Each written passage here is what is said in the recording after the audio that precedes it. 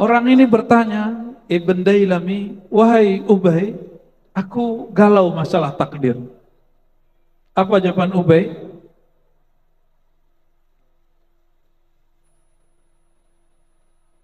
Lau anna Allah adzaba ahla samawatihi wa ahla ardihi adzabahu wa huwa ghairu zalimin lahum walau rahimahum. Seandainya Allah menyiksa semua penduduk langit, semua penduduk bumi, Allah tidak disebut zalim. Itu logika sahabat Nabi Ubay. Walau rahimahum kana rahmatu khairan lahu min a'malihim.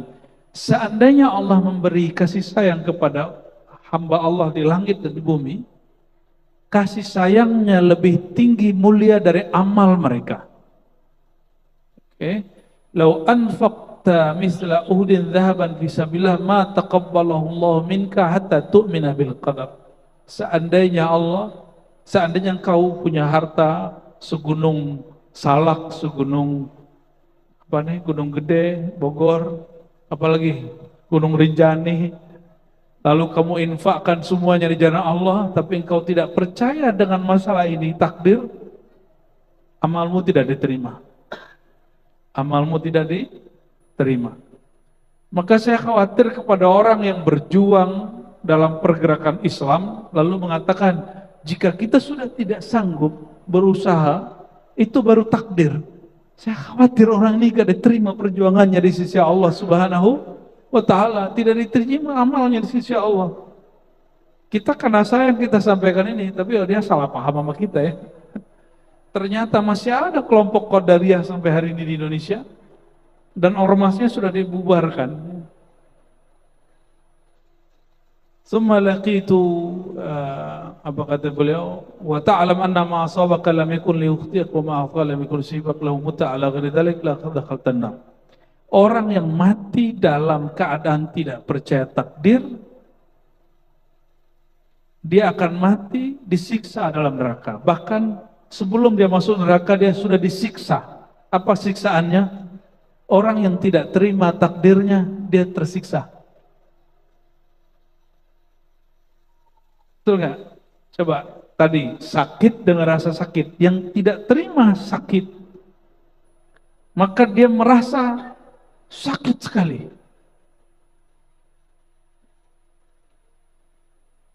Disenggol orang, nggak terima, gimana? Oh, bisa kemudian turun dari motor ya. Tahu-tahu yang di dalam mobil bodyguard, habislah. Sama juga ya, takdir perempuan ya. Perempuan ini kan takdirnya Masya Allah. Perempuan itu banyak banyak banyak anugerah kepada mereka. Tapi bagi perempuan yang lain, menikah, lalu hamil, melahirkan, menyusui, ngasuh anak, itu baik apa buruk ibu? Beneran? Apa beban? Beban nggak? Ya, pernah nggak waktu gadis terus melihat teman kita yang sama-sama dulu gadis sekarang punya anak waktu itu terus bilang, ribet ya punya anak gitu. Ada yang ngomong gitu nggak? Padahal yang punya anak menikmati punya anak. Kejadiannya dianggap buruk oleh A yang melihat, tapi yang mengalami merasa indah. Nah, ini yang dialami oleh para imam kita. Imam Syibli ketika mau meninggal yang dibaca Allah, Allah, Allah dalam hatinya. Muridnya repot. Apa kata muridnya? Wahai Tuan Syibli, bacalah la ilaha illallah. Karena siapa yang akhir kalamnya la ilaha illallah pasti masuk surga. Kata dia, saya sudah bersama yang punya nama itu. Ente nggak usah ganggu. Ya, ada yang begitu.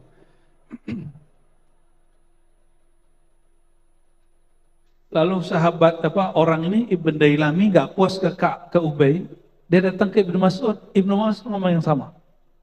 Datang kepada Zaid bin Sabit yang lebih muda, Zaid bicara yang sama.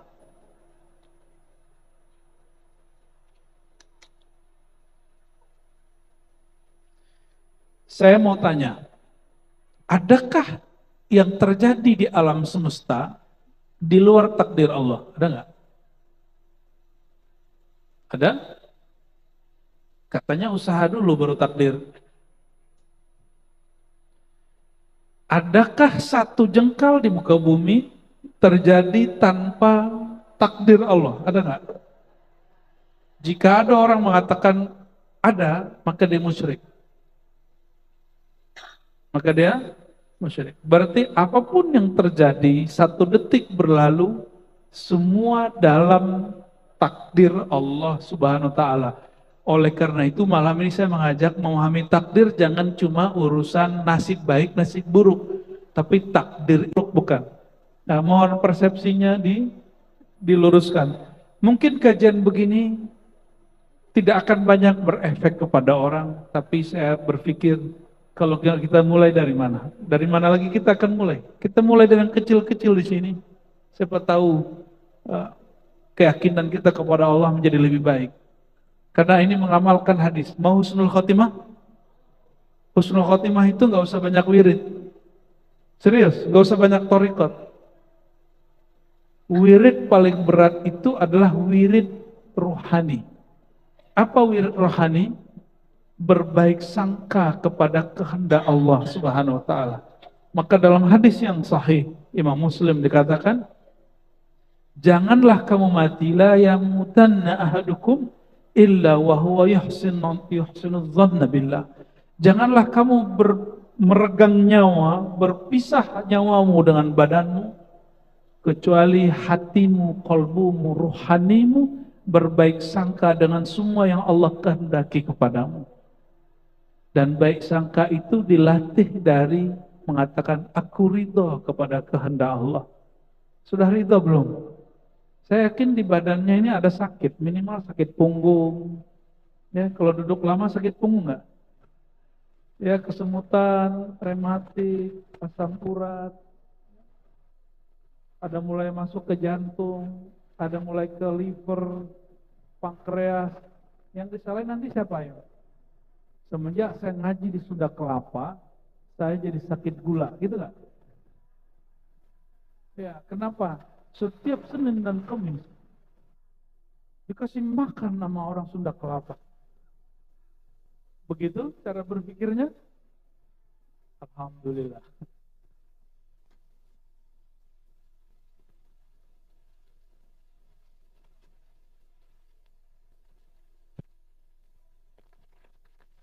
Banyak orang berpikir takdir itu cuma 4. Ada kan yang ngomong gitu kan? Apa aja tuh? Rezeki, amal, ajal, baik buruk, begitu ya? Saya mau tanya, Bapak Ibu, 4 itu mencakup hidup kita atau bukan? Jadi ada seorang ustadz di kampung kita dulu, khotbah sudah 20 tahun bunyinya begitu. Apa kata dia? Tapi sekarang udah berubah. Takdir itu cuma 4, di luar itu nggak takdir. Terus ini salah paham. Ya, ada sebuah hadis yang menyebutkan bahwa inna ahadakum yujma' khalquhu, disebutkan di sini ya. Seseorang dimulai penciptaannya semenjak dia di dalam perut ibunya, di rahim ibunya. Lalu Allah kirim malaikat untuk menuliskan takdirnya. Disebutkan detail jadi situ 4. 1 rezeki, amal, ajal, baik dan buruk. Di luar ini bukan takdir, kata dia begitu. Coba cek ya. Rezeki mulai dari kita ada di perut ibu kita sampai hari ini, nafas yang kita hirup, bahkan air ketuban yang dulu diminum itu, dan makanan yang dikirim lewat plasenta, itu bagian dari rezeki Allah. Rezeki itu bukan hanya duit dan gaji. Dan saya sudah sering sampaikan, kalau gaji mungkin UMR atau 2 kali lipat atau tunjangannya sekian. Atau ada orang yang berlipat-lipat, oke. Tapi rezeki bukan itu. Banyak orang yang gajinya 100 juta, tapi dia nggak berangkat haji. Ada orang gajinya cuma 100 ribu, tapi dia naik haji, Pak. Itu namanya rezeki. Maka rezeki beda dengan gaji. Kita sering menyampaikan ini supaya orang tidak mengerdilkan apa yang Allah beri. Bisa nafas? Masih ingat masa COVID? Waktu COVID masih ingat betapa mahalnya oksigen? Kami baru naik gunung, ternyata di gunung kalau sampai di titik tertentu, itu oksigennya menipis. Betul ya? Oksigen menipis. Ngapain juga naik gunung ya? Tapi seru juga. Kita susah-susah naik, tapi karena hati itu enak, senang, takdir itu terasa indah. Ya, orang Barat, filosofnya, ada satu orang filosof menganggap pernikahan itu awal perbudakan. Tapi di negeri-negeri timur seperti kita, pernikahan itu adalah awal kebahagiaan. Beda kan? Beda. Orang Barat itu sudah terlalu, hidupnya sudah terlalu, apa ya, egonya terlalu maju. Nah, buatin kopi tiap pagi itu dianggap perbudakan. Bekerja, lalu hasilnya itu dibagi ke pasangan, itu dianggap perbudakan. Nauzubillah min dzalik, ya. Tapi jadi filsafat loh itu. Ternyata nggak semua filsafat juga baik.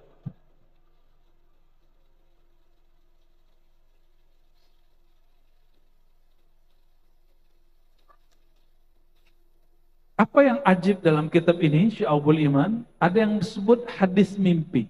Mau dengar? Ini dalil saya kenapa kita boleh menceritakan mimpi orang tentang Rasulullah atau mimpi kita terhadap Rasulullah SAW, tapi dengan cara yang benar, dengan cara yang tepat. Ya, jangan seperti orang-orang jahil mengatakan, nggak boleh riak, mimpi ketemu Rasulullah nggak boleh ceritakan. Berarti imam ini riak nih. Ada yang mengatakan imam ini riak? Oke, kita dengerin azan dulu, baru kita bacakan ya. Fadhal. Memperkenankan, mengisahkan tentang jumpa Rasulullah dalam mimpi dan dijadikan sebagai satu ungkapan ibarat yang dapat kita ambil maknanya. Dan isi mimpinya adalah mengkonfirmasi makna hadis tenang tadi. Karena di hadis tadi dikatakan bahwa ada sekelompok orang yang sudah baik antara dia dan neraka cuma satu jengkal, tapi karena sudah ditetapkan takdir oleh Allah, sebelum meninggal, dia beramal dengan amal ahli nar dan dia masuk neraka. Ini menjadi membuat bingung daripada Muhammad ibn Yazid al-A'war, guru dari Imam Abu Dawud, yang semasa dengan Imam Ahmad bin Hanbal. Jadi ini orang bukan sahabat Nabi, bukan tabi'in, bukan tabi'ut tabi'in. Ini orang yang hidup di abad ke-3 Hijriah, tahun 200-an.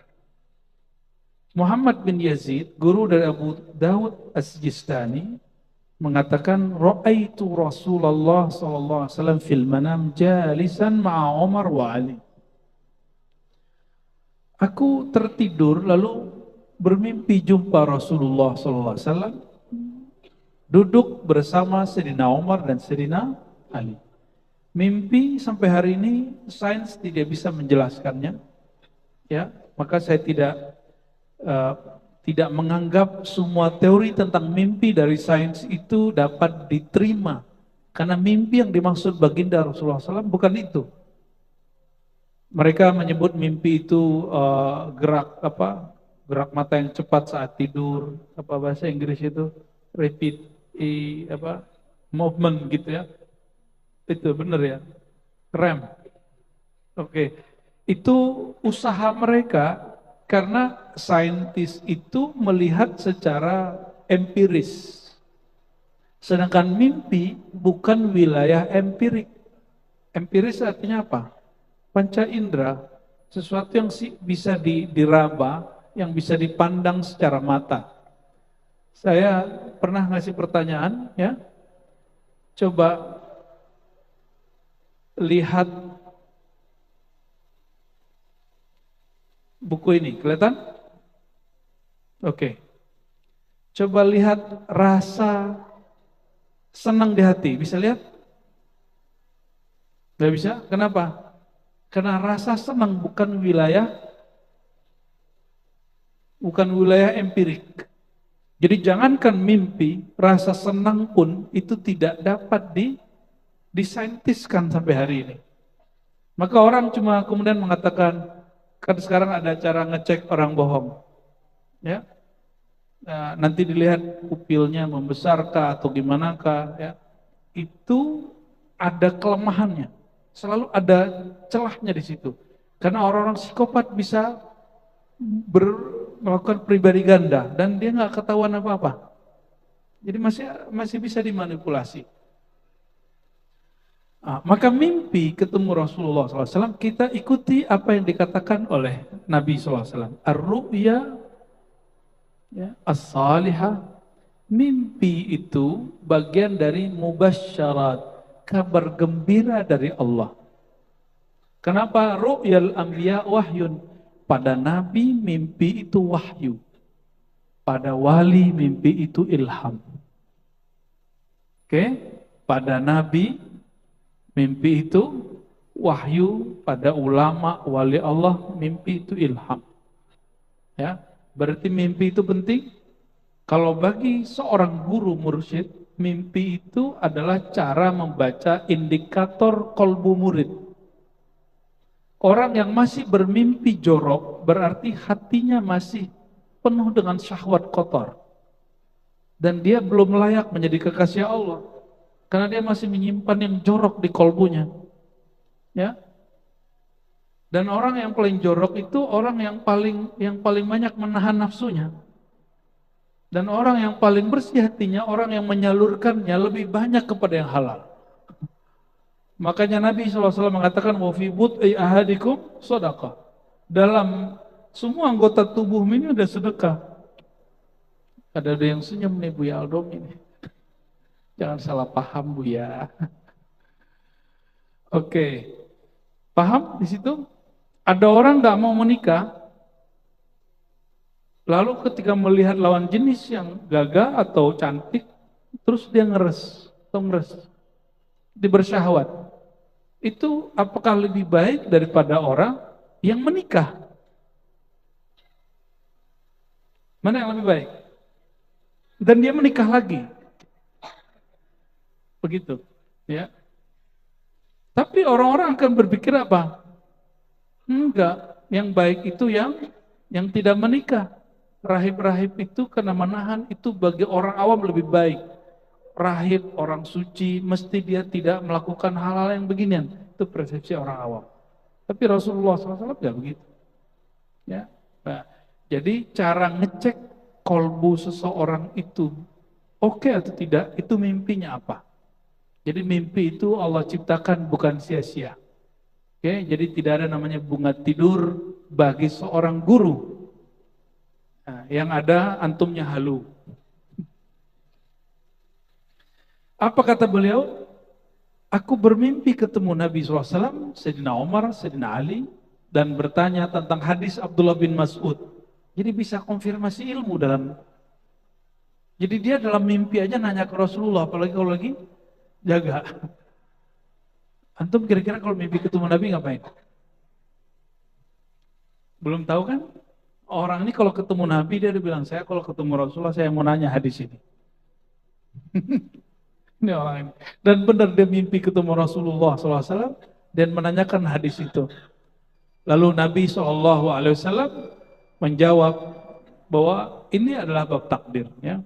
Fa'adaha thalasan ghafarallahu lil amas. Ya. Oke, saya nggak membahas tentang isinya, tapi hanya ingin menyampaikan bahwa bab hadis mimpi boleh dijadikan satu bahan kabar gembira di dalam kajian, bahkan ditaruh di dalam kitab-kitab yang ilmiah. Ini kitab ini ilmiah bukan? Kitab ini ilmiah menurut ahli hadis karena dia menggunakan riwayat itu yang disebut ilmiah dalam tradisi ahli hadis. Bapak Ibu yang bukan Allah, mungkin bab takdir tidak bisa kita baca semua, ya kita skip dulu, bulan depan kalau umur panjang kita sambung. Namun yang dapat kita ambil dari teks sebelumnya adalah bahwa takdir itu melingkupi semua kejadian di alam semesta, Pintar-pintar cara menerimanya. Ya, terimalah dengan ridho. Ada pertanyaan kan? Silakan lihat. Ya.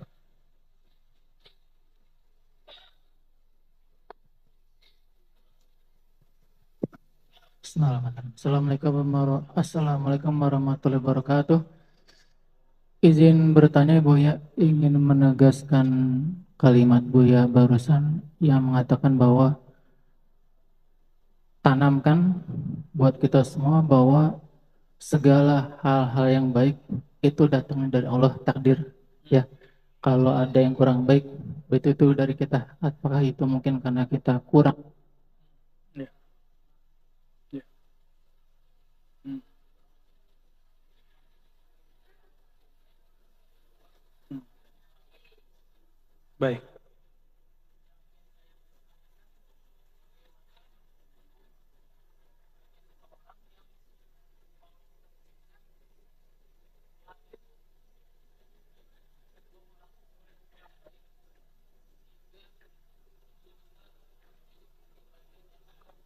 Oke. Baik. Baik. Dia tidak baik. Hmm. Baik. Baik. Ini pertanyaan bagus. Assalamualaikum warahmatullahi wabarakatuh. Bagaimana statusnya, bukan hukumnya ya. Orang yang punya orang tua tidak baik, terus dia lahir di lingkungan tidak baik dan menjadi orang tidak baik. Bapak Ibu, saudara-saudari yang berkah Allah, betul ada hadis kullu mauludin yuladu alal fitrah. Setiap yang terlahir lahir fitrah, orang tuanya yang akan membentuk dia, atau dalam bahasa psikologi, lingkungan dia yang akan membentuk dia. Betul. Tapi ada disebut dengan baik turunan, ada baik al-kasab, baik yang diperoleh. Ada Islam turunan, ada Islam yang dicari.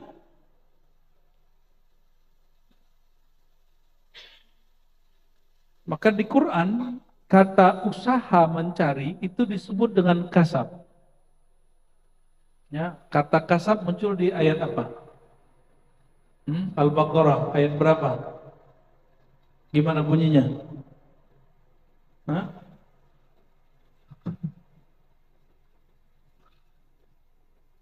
Sebelum yang itu, tilka ummatun qad khalat laha ma kasabat, ya, wa 'alaiha maktasabat.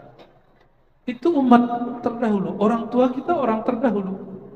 Laha ma kasabat, yang mereka lakukan mereka yang nanggung. Maka tidak ada namanya dosa warisan. Maka saya juga tidak menerima namanya Islam warisan. Tidak ada namanya agama warisan. Agama itu mesti kita yang mencari.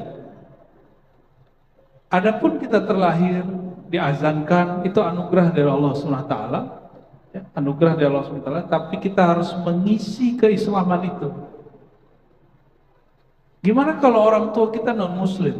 Apakah itu takdir buruk? Enggak juga. Banyak kok yang terlahir muslim gak baik juga. Korupsi juga. Betul gak? Banyak yang terlahir non-muslim gak korupsi, ada juga. Berarti baik itu bukan masalah status agama dia, tapi apa yang dia cari dari kebaikan itu. Itu yang disebut laha makasabat wa 'alaiha maktasabat. Baginya pertanggungjawaban dari apa yang dia usahakan. Maka disebut perbuatan Allah itu disebut takdir, perbuatan manusia disebut kasab. Ini istilah Quran. Laha ma kasabat kasab. Bagi jiwa manusia pertanggungjawaban apa yang dia usahakan lakukan. Wa 'alaiha maktasabat. Maka laha baik, 'alaiha buruk. Kebanyakan ulama begitu, walaupun ditentang oleh imam yang lain. Tapi Imam Razi mengatakan benar, laha usaha yang buruk baik, 'alaiha usaha yang buruk. Oleh karenanya, ketika ada seseorang lahir di keluarga yang kurang baik, yang pertama saya mengatakan begini, kok tega ya anaknya bilang orang tuanya nggak baik? Ya, gimana? Sayyidina Musa lahir dari ibunya, tapi besarnya di mana? Lahir di mana? Istana. Dan ayah angkatnya siapa? Fir'aun, Tohut zaman itu. Apakah dia jadi jahat? Oleh karena itu Allah mengatakan, wahai Musa, izhaba, berangkatlah kepada Fir'aun, waqulu lahu qawlan kalima, waqula lahu qawlan layyina. Katakanlah kepadanya kata-kata yang lembut. Sampai begitu. Salah satu kata yang lembut, jangan bilang orang tua kita jahat. Jangan bilang orang tua kita tidak baik. Emang kita sudah baik. Ya. Jadi salah satu adab anak adalah tidak menyebut orang tua dia jahat atau tidak baik, walaupun mereka emang jahat dan tidak baik.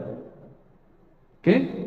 Nah, Sayyidina Musa dilarang mengatakan itu dan selalu diperintah oleh Allah qaulan layyina, kata-kata yang lembut, kata-kata yang kamu mengalah. Oke? Itu bukan orang tua asli loh, itu cuma orang tua angkat. Orang yang merasa dia tandingan Allah Subhanahu wa taala, bahkan Allah pun mengatakan katakan yang baik kepadanya. Ya. Ini baru cuma beda yasinan maka yasinan, kita nggak yasinan, orang tua yasinan kita udah bentak-bentak. Ya, ada yang begitu kan hari ini? Ya, kalau Mas kayaknya enggak sih. Ya. Sudah banyak begitu hari ini. Orang tuanya dengerin musik. Saya itu maksudnya, ya. Itu kasetnya saya buang dulu itu. Ya, almarhum bapak saya itu paling paham. Tapi kayaknya doa beliau.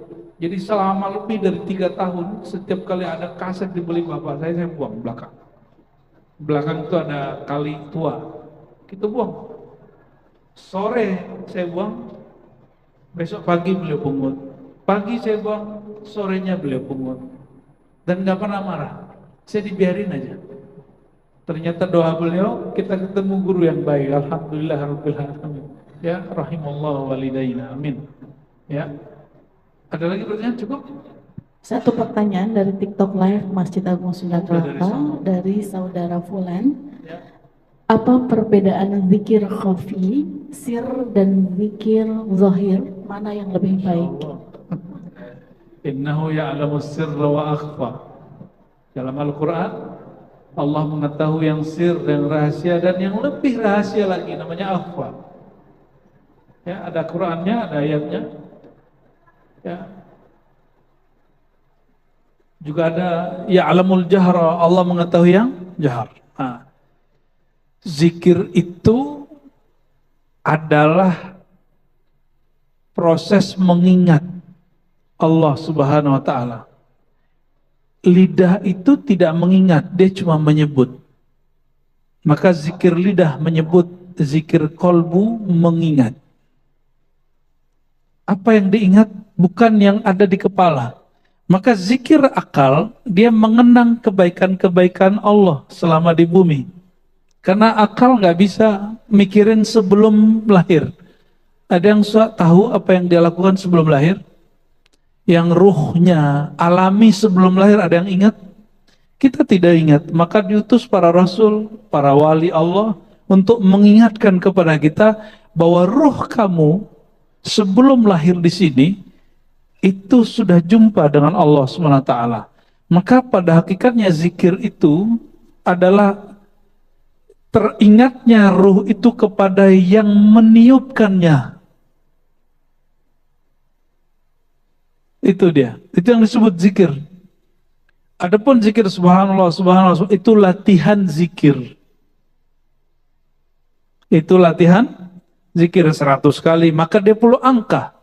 Kalau ruhani dia tidak perlu angka. Jadi kalau ada orang ngomong gini, Ngapain zikir pakai angka? Dia berbicara tidak pada tempatnya. Karena Rasulullah SAW mengajarkan zikir latihan pakai angka 33, 25, 10, 100, 70. Jadi angka itu muncul dari hadiratin Nabi SAW. Angka itu latihan. Maka disebut di Quran, uzkurullah, wahai orang beriman, sebutlah Allah zikran katsira, dengan angka yang banyak. Itu latihan. Itu yang zikir jahar. Zikir jahar. Lalu dia ada zikir yang juga berangka, tapi dia tidak jahar. Disebut zikir khafi. Zikir khafi. Zikir khafi, zikir yang tidak terdengar oleh telinga ini, tapi terdengar oleh telinga batin. Dan dia masih ada angkanya. Makanya di dalam ilmu zikir ada menyebut nama Allah 1000, 7000, itu latihan. Dan itu bukan tujuan. Tapi dia masih disebut latihan, belum zikir yang sebenarnya. Zikir yang sebenarnya ketika rohani kembali memandang kepada Allah Subhanahu wa Ta'ala. Nah, ini yang disebut akhfa. Tapi bukan akhfa yang disebut dalam latifah. Latifah ilmu tariqah, 7 latifah, bukan. Akhfa di situ sesuatu yang lebih halus, lebih tersembunyi daripada yang dibayangkan semua makhluk. Jika ada zikir kebayang sama kita, lebih mulia dari itu, lebih tersembunyi dari itu. Ya. Wah, itu 12 SKS itu. Karena zikir ini banyak macam-macamnya, ya. Barangkali itu, ya. Semoga malam ini pengetahuan kita tentang takdir sedikit mulai berubah, naik, ya.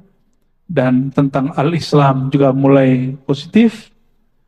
Dan tidak ada lagi pikiran bahwa Islam mundur, Islam hancur, yang hancur cuma orang yang mengaku Islam, ya. Tidak ada takdir yang benar-benar buruk, yang hanya adalah perasaan kita tentang takdir itu buruk. Itu yang dimaksud dengan hadis, engkau percaya kepada takdir, apakah rasanya buruk, apakah rasanya baik. Dan solusinya hanya satu, kul raditu billah, katakan aku ridho kepada Allah, tazuk halawatal iman, kalian akan merasakan manisnya iman, akan merasa bahagia di dunia.